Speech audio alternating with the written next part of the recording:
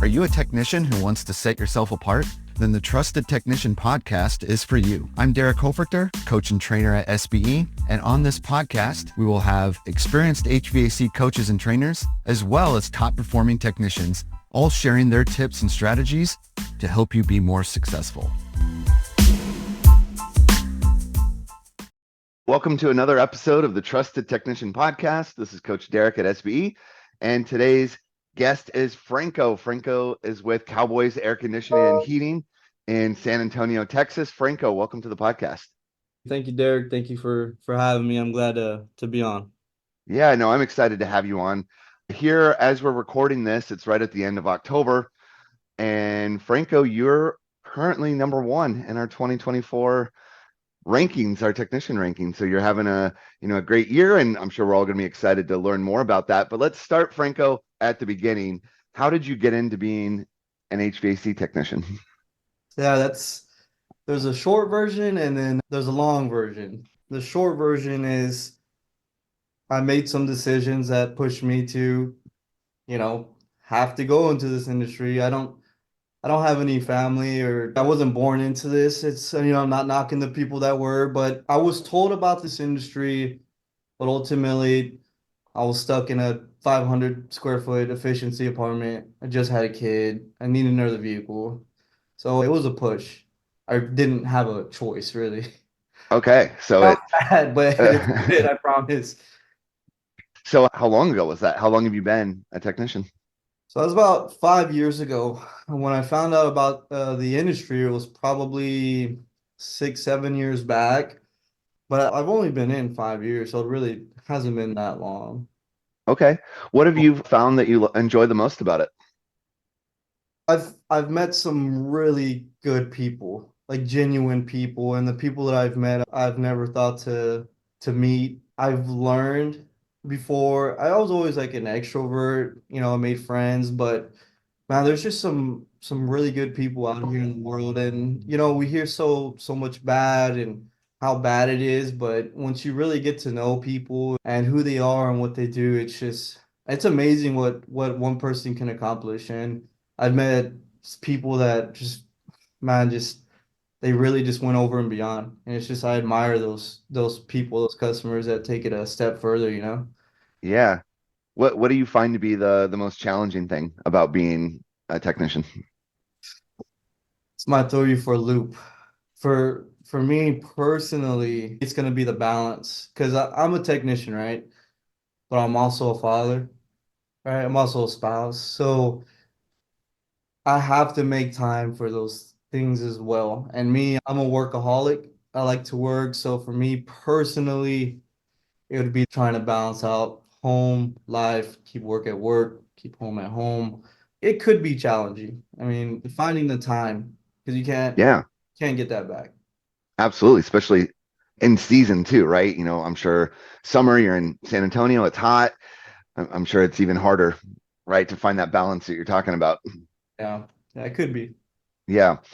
So about 5 years that you've been in it, what was that like moving into being something that's so technical? Did you have any type of mechanical or technical background, or was it like you had to learn everything? So this is kind of going back to I guess, the long story of it. So I had about 6, 7 years ago down bad. I mean, I was with my sister and I had a neighbor who did AC. He showed me, and he just popped an idea in my head. Like I said, I didn't do it till like a year or two later, but he's like, "Hey, your sisters, they work at apartment complexes. Why don't you get in with them? And there's guys there that do AC, and eventually they're gonna need help, and they'll teach you how to do stuff." And that's exactly what I did. I went into the apartment industry, eventually got my EPA, TLR. Coming into the industry was very scary because eventually I moved up in the apartment industry to the point where I thought was a good hourly rate. You're getting paid 25, $30 an hour. You think it's great. But like I said, you have a kid, then you go into the AC field. It's like, hey, we don't get paid hourly here. And so a little scary, but I don't know. I trusted my gut, trusted the people around me, but getting in was a little nerve-wracking. I'm not gonna lie to you. Like I said, I made decisions to have a kid, and it was very it was very just emotional, I guess. But and it's I would tell anyone to get it. I always try to tell my nephews and friends or even customers to get their kids into it, but yeah, I don't know if they'll listen or not. But it's very life changing. It was for the better, for sure. Yeah, well, you know, for just being in for 5 years, obviously, like I said, you're having a great year. You're currently at the top of the rankings. So, there's one thing though, like, you're talking about you had to learn the mechanical side, and that's how you kind of got in and learn the skills. But being at the top of the rankings is not really an indication of someone's mechanical skills. It's the other skills, the people skills. So, how are you so good with people? Where does that come from? Like I said, naturally an extrovert. I had really had no issues making friends.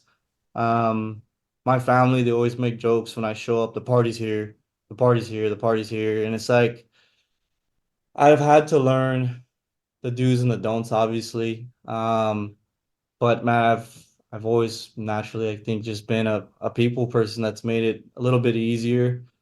But and training, I've done a lot of training. I made a lot of mistakes my first month or two in. A lot of what you say, what you don't say. And yeah, man, you just learn from it, you grow and you embrace it. When it comes to people, you embrace it, the awkwardness, whatever it is that you're feeling in that moment, you just embrace it and you go with it, you know? So are you saying that for your customer, their system's down or something like that, and you show up, it's like, oh, the party's here. Like, are you bringing like that type of a vibe on your calls? So sometimes, I'm always trying to make light of the situation. Sometimes you can, but if you can't, just embrace it. There's sometimes where you say something funny like, I'm just trying to stay out of trouble, or you know, just something to break that ice and get their guard down. Something where it's easier to have a conversation.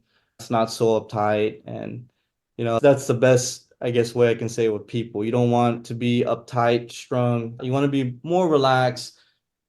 Just be relaxed. Be Yeah, yeah.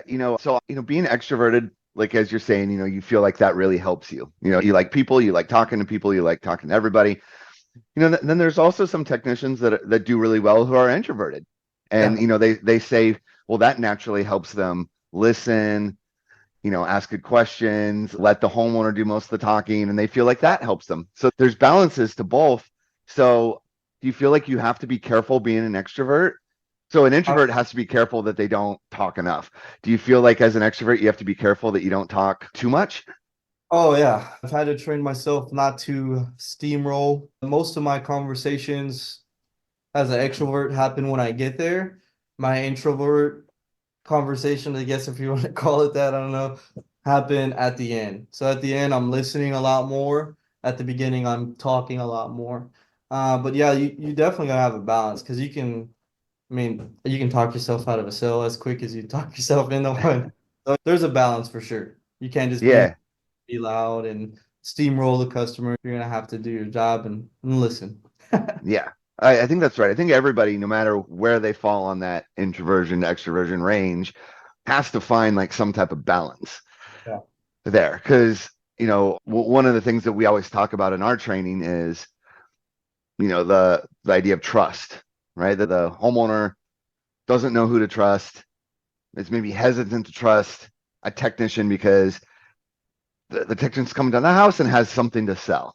And, even though you're a tech, you're also, like you said, a dad and a spouse. So that people are always trying to sell you things too, right? Things for your kid. And so what that feeling is like of someone trying to sell you. So how do you navigate that of, being extroverted, being a people person, but not coming across like a salesperson with somebody?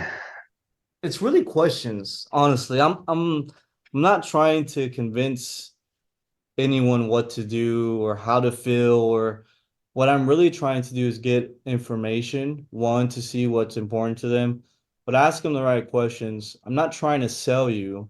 I'm trying to get you to convince yourself that, hey, I really need this. This would be a really great thing for me and my family, and it'd probably be a good decision for me to buy it. This guy is here. He did a good job.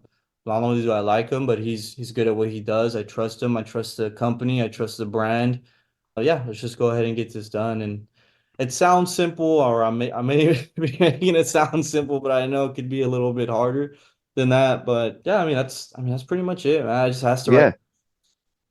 Well, I think the formula does sound simple because I think the formula actually is kind of simple, Yep. but simple doesn't mean easy, No. though, right? Things can be simple and yet very hard because what you're talking about is simple. Love people, be interested in people, appreciate all the different type of people, ask them questions, try to do good by them. That does sound simple. So, but I'm curious though, because a lot of technicians struggle, to really make progress or to get past like maybe a hump or where they're stuck. If the formula is so simple though, why is it actually hard? Like you're obviously very skilled at it. So why is it so hard to do something that simple? You do have to train. You do have to train. It sounds silly. I used to be in the restroom, like practicing conversations with myself, taking a shower in the truck. There is a lot of training involved in it, but after you get past that hump, it's like getting in your car, putting it in reverse, backing up, putting it in drive, and just going. I mean, it's very natural. And I had to do a lot of scripting. I know people say get away from a script and go to a process, which is great. I recommend it. But if you don't know what the process is yet, or if you don't really know what to say, a script is always good to just practice, and eventually it'll come out naturally. You're not asking those questions one by one. You're asking them in conversations, and it's just flowing. It's Yeah, really just practice. That's all it is. I I love that answer because I agree with you. So I love that answer. But what has been like the biggest things that you've learned in training and the takeaway? Like what are the things that you were practicing like in the bathroom and in the shower that you feel have helped you from training? Honestly, most of the time was like my script, just because it's so hard to remember the important questions of a script, and it could sound so cliche but honestly, every time that I was practicing a lot, it was the script to remind myself the important questions. Like, yes, the conversations will come naturally, but honestly, every time I caught myself practicing, it was a script. It was, I mean, I'm just being honest. Yeah, no, I really appreciate that. I didn't always used to believe this, but I've become to believe this more and more that there's really no such thing as like natural talent. It's just some people outwork other people, right? And I even think about like Kobe Bryant.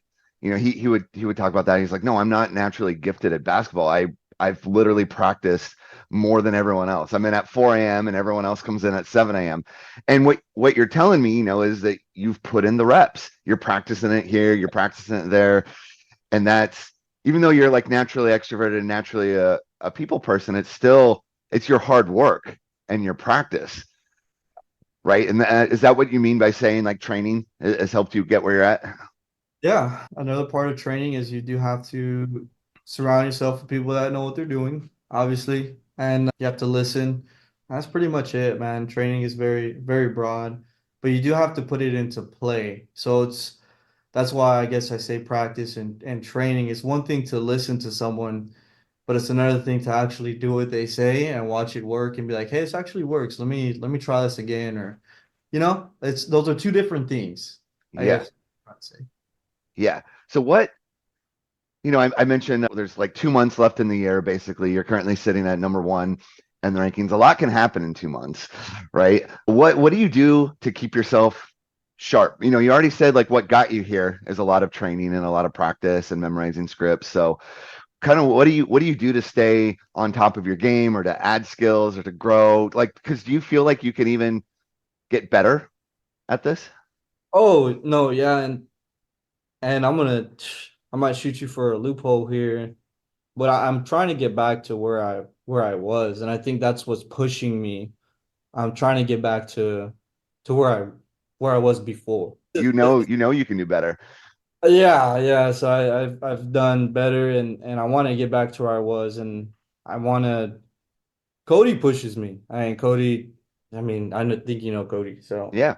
he pushes me a lot, texts me every morning. So honestly, he's a push already. and I Okay. was a very good motivator.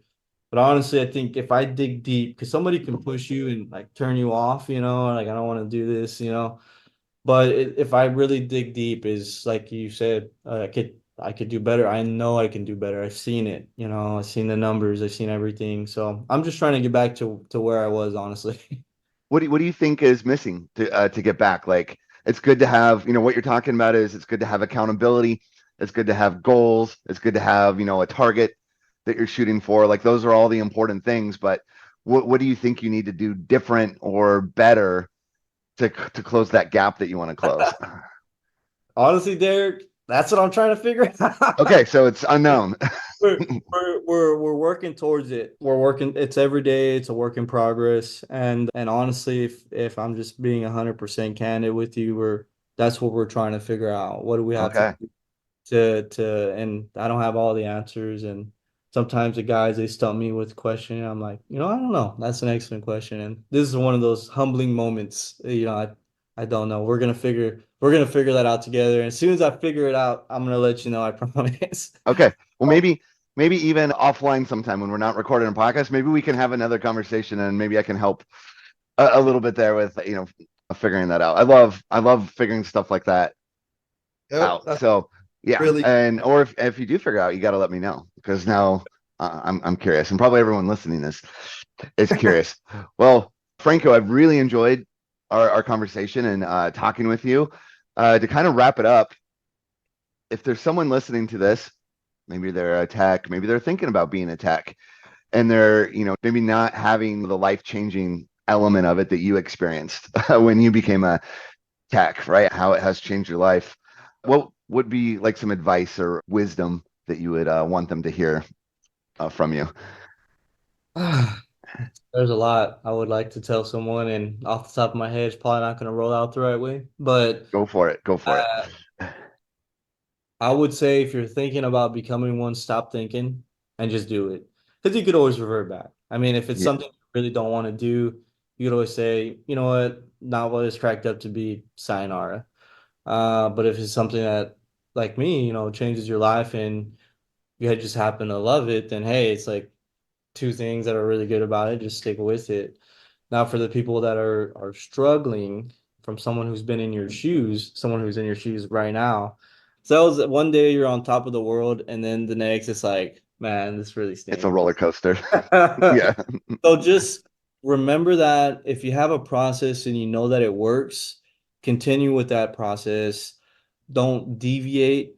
Don't be scared to step out of your comfort zone. And then also, I don't think everyone feel like when you're in that moment of I don't know or whatever, not everyone's against you. There's a lot of people that are willing to help you, but you need to step out and you need to ask for that help. Ask and you shall receive. You need to ask somebody for some help or what you're doing wrong, and you need to have the mental capacity to say, you know what, I am doing this wrong. I need to switch this up, and whatever it is, mindset, skills, whatever the case may be. But yeah, just don't be scared. Don't be scared to switch it up. Don't be scared to ask for help. Don't be scared to come into the industry. Just don't be scared.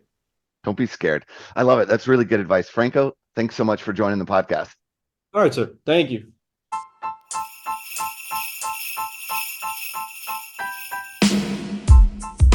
Thank you for listening to the Trusted Technician Podcast. If you would like to learn more about SBE, you can find us online at sbeodyssey.com. If you enjoyed today's episode, we would appreciate it if you would leave us a review. Thank you for tuning in, and we'll see you next time.